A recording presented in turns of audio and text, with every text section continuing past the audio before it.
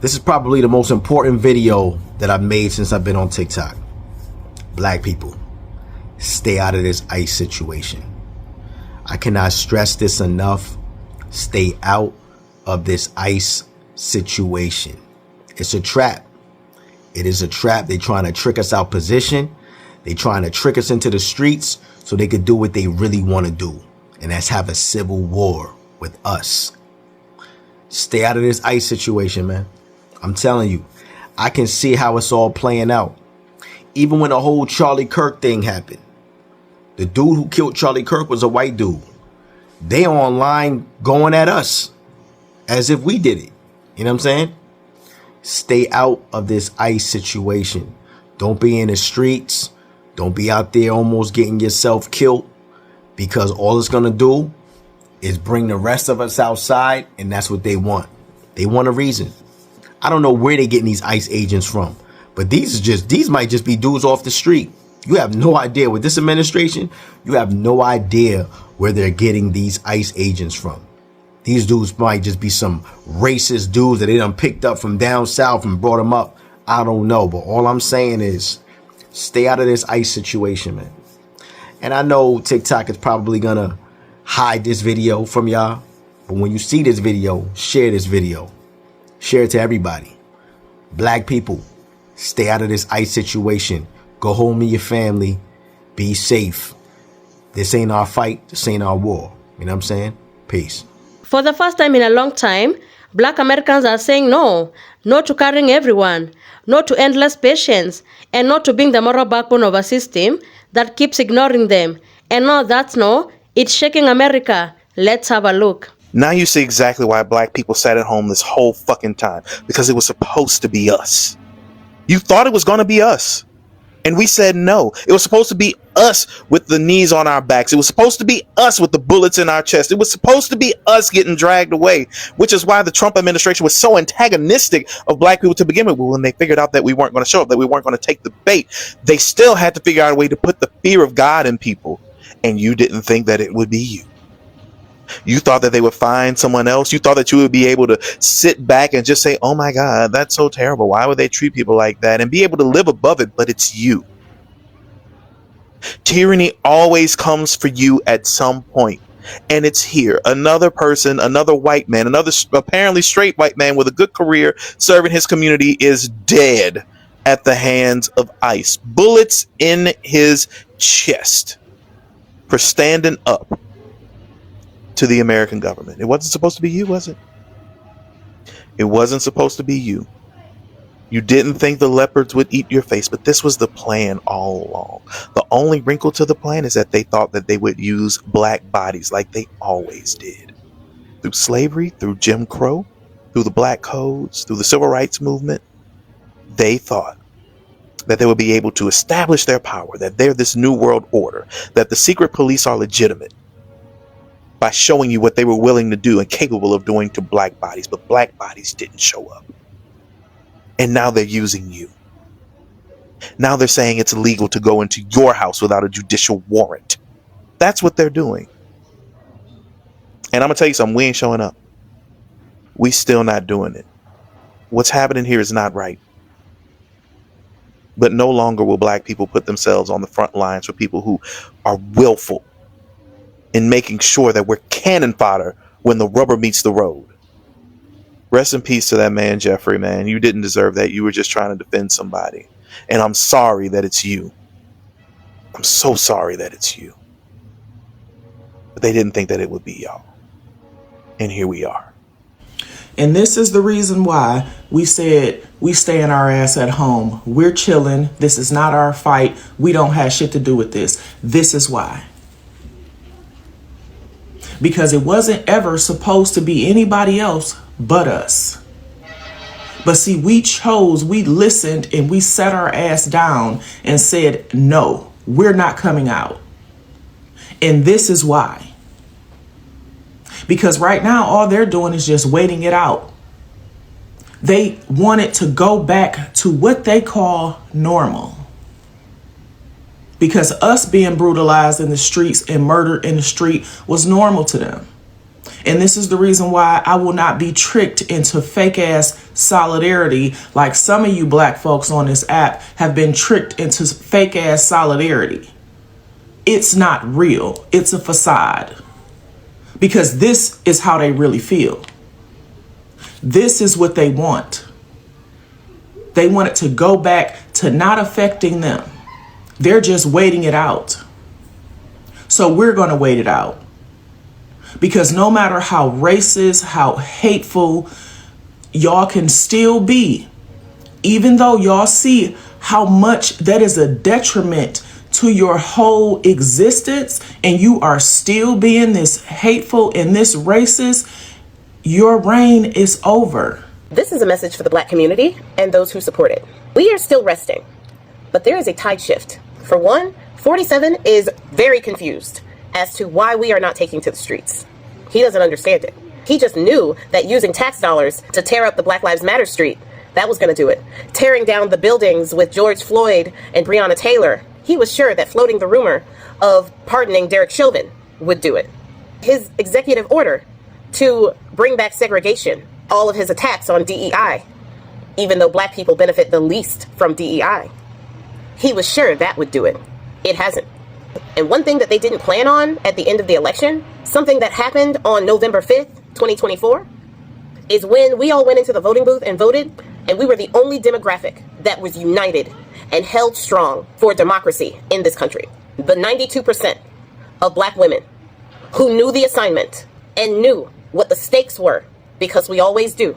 The 78% of black men who held it down because they knew what would happen if they didn't. The black community knew the assignment. We became on the same wavelength. When Target did their thing, we collectively made them an example. Walmart, also losing money. Amazon, also losing money. Now, granted, allies that support the black community, the LGBT community, women, they've all been a part of that too. But black people have collectively been on the same wavelength. But in Trump's desperation to get us out into the streets, he is becoming more and more dangerous with his executive orders. On April 28th of this year, he signed an executive order.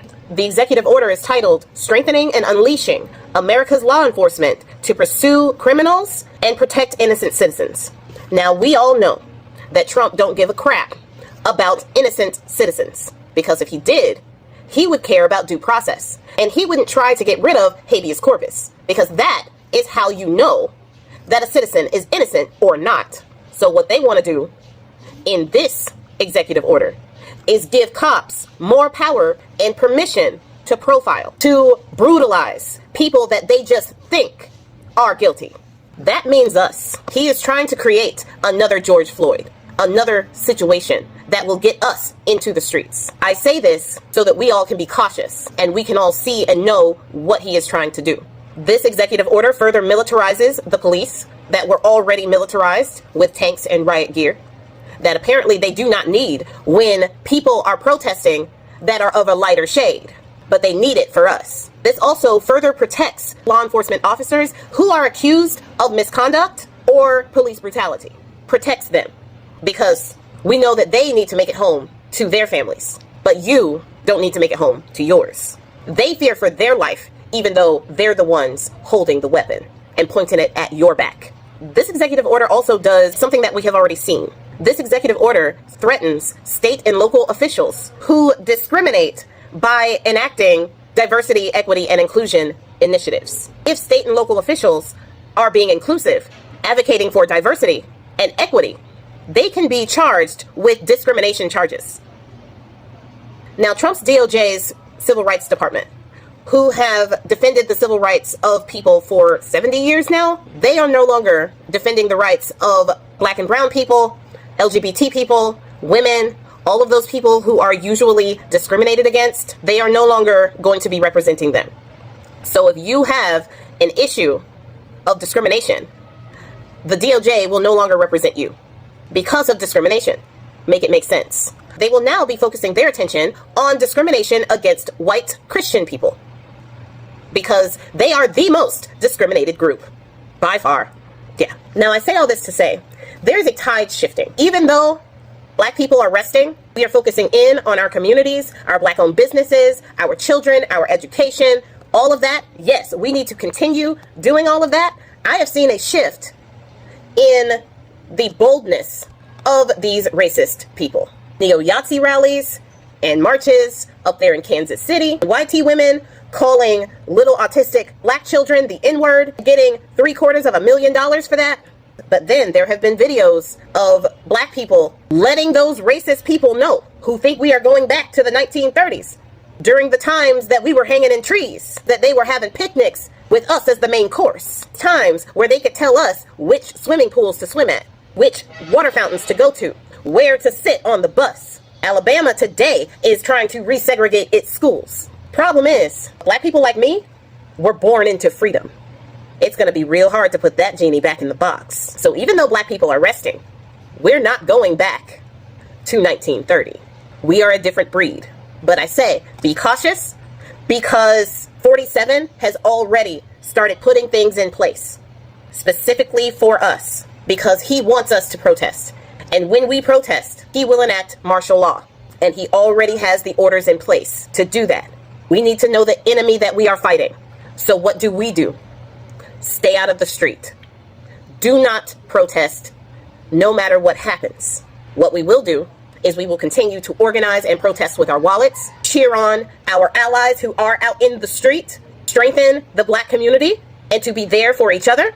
We will continue to support Black-owned business with our wallets and our presence. We will continue to be united as we were on the 5th of November 2024 when we tried to save this country. We will continue to do what we do best, thrive in our excellence, even during the hardest times. Love y'all. I don't usually say this, but share this video to somebody that you think needs to hear it. When it comes to the 2026 midterm election, baby, I'm gonna need for you to vote like your life is gonna depend on it. I'm gonna need for you to step into that booth on Tuesday, November the 3rd, when you see the option red versus blue. Baby, I'm gonna need for you to tap on everything blue from the top to the bottom.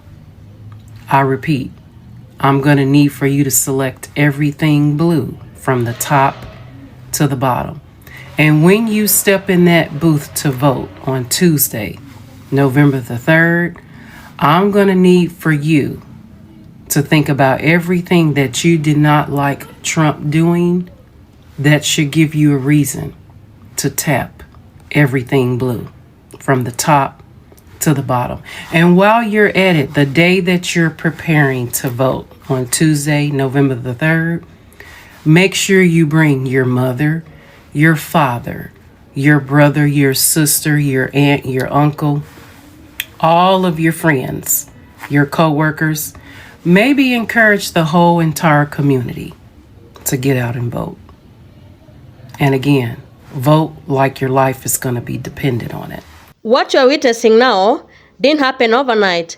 This moment has been building for decades. Black Americans have won the country over and over again about inequality, about violence, about economic exclusion, about a system that claims to be fair while quietly crushing people. And for a long time, those warnings were being ignored, minimized, or even mocked. And people said Black Americans were exaggerating. People said they were too angry, too emotional, or even too divisive. But now, something has shifted. Black Americans, they are no longer explaining themselves. They are no longer begging to be understood, and they are no longer fighting every battle for everybody. They are stepping back, and that's what's causing panic. Because America has grown used to Black Americans being the conscience of the country, the ones who march first, the ones who speak first, about civil rights, about labor protections, about voting rights. So much of what people benefit from today came from Black Americans pushing a system that didn't want to move. And now that push has paused. And that's why things feels unstable now. And that's why conversations feel tense. And that's why everybody is waking up. When Black Americans say no, it exposes how dependent the system has been on their labor, their activism, and their resilience. And it forces America to confront a very hard truth that progress was never free. It was paid for by people who are tired of paying the price alone. And this moment isn't about revenge. Is it about bitterness? It is about boundaries. Black Americans are saying, we have done enough explaining racism to people who don't want to listen. We have done enough saving a system that refuses to save them, and enough of carrying movements that forget them once the spotlight moves on. And here is a part many people don't want to admit. This is actually an opportunity for other communities to finally stand on their own principles, to stop outsourcing justice and to stop showing up only when it benefits them. Because solidarity is not real if it exists when Black Americans are leading the charge. What happens next depends whether people listen this time, not when it's convenient, not when it's trending, but when it requires real change, a real sacrifice, and real accountability. And this isn't the end of a movement. This is a turning point. And whether America is ready or not, Black Americans have already made their choice. So thank you so much for tuning in. Be sure to like, subscribe, and share. Have a good one. I'll see you in the next video.